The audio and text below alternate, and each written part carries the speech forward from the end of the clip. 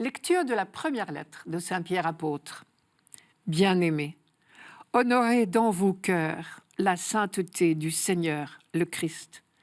Soyez prêts à tout moment à présenter une défense devant quiconque vous demande de rendre raison de l'espérance qui est en vous. Mais faites-le avec douceur et respect. Ayez une conscience droite, afin que vos adversaires soient pris de honte sur le point même où ils disent du mal de vous pour la bonne conduite que vous avez dans le Christ. Car mieux vaudrait souffrir en faisant le bien, si c'était la volonté de Dieu, plutôt qu'en faisant le mal. Car le Christ, lui aussi, a souffert pour les péchés, une seule fois, lui, le juste, pour les injustes, afin de vous introduire devant Dieu. Il a été mis à mort dans la chair, mais vivifié dans l'esprit. À lire entre les lignes de ce texte, on peut imaginer que les interlocuteurs de Pierre connaissaient beaucoup de vexations et de moqueries de la part des païens. Ils ne rencontraient pas encore une persécution déclarée, mais une hostilité latente.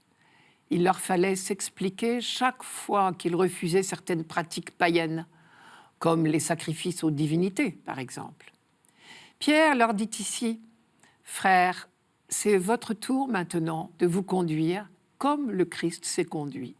Lui aussi a connu les accusations, les calomnies, les menaces, mais il n'a pas dévié. À votre tour, vous devez être capable de résister à vos adversaires. » D'où leur viendra cette audace ? Oh, c'est bien simple. Les chrétiens n'ont qu'une source, qu'un argument, qu'un discours. Le Christ est mort et ressuscité. Pierre ne dit pas autre chose. Il a été mis à mort dans la chair, mais vivifié dans l'esprit.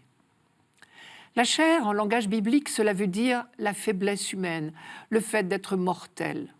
Ses ennemis ne pouvaient l'atteindre que là. Ils ne peuvent rien contre l'esprit d'amour, qui est le principe même de la vie. Parce qu'il était rempli de l'Esprit de Dieu, la mort ne pouvait le retenir en son pouvoir, comme dit Paul.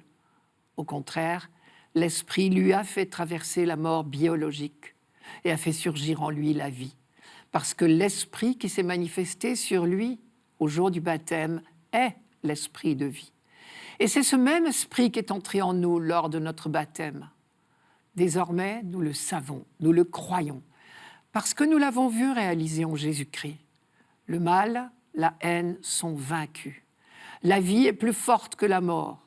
C'est cela, l'espérance des chrétiens. Celle dont Pierre dit que nous devons pouvoir en rendre compte à tout moment. Le Christ avait bien dit à ses apôtres, « Confiance, j'ai vaincu le monde. Le monde attend de nous que nous ne baissions jamais les bras devant le mal, la haine, la violence. » Quand Pierre affirme « le Christ est mort pour les péchés une fois pour toutes », l'expression « une fois pour toutes » est un cri de victoire. Le monde du mal et du péché est définitivement vaincu dans l'obéissance du Fils.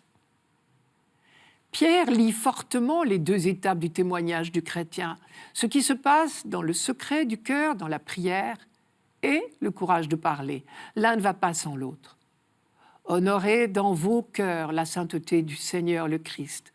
Voilà la première étape, ce qui se passe en nous, dans le secret de la prière. Et c'est dans la prière que nous puiserons l'audace nécessaire.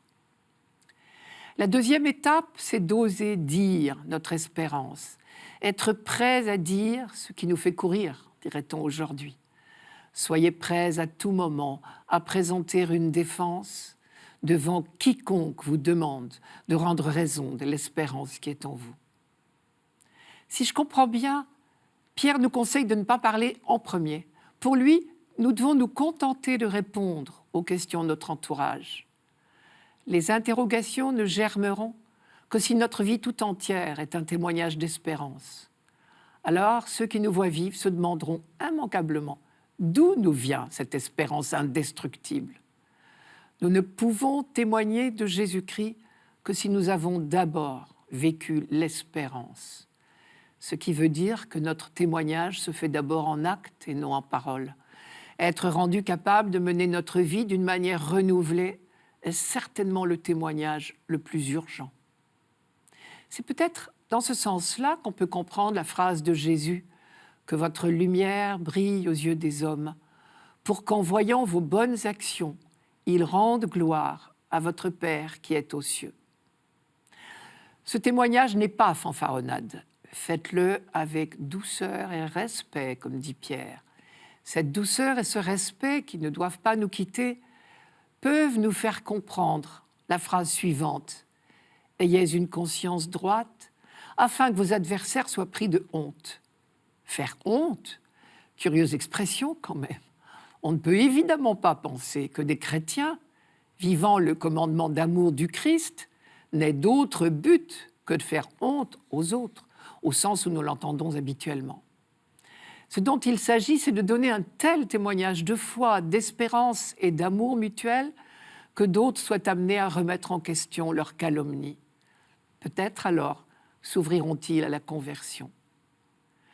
Finalement, le programme que Pierre trace à ses disciples, c'est le programme même du Christ, c'est-à-dire le programme du serviteur que décrivait le prophète Isaïe. Le prophète disait « Il ne crie pas, il ne lève pas le ton ». Pierre, en écho, conseille « Agissez avec douceur et respect ». Mais en même temps, quoi qu'il arrive, ce serviteur décrit par Isaïe ne se laisse pas décourager.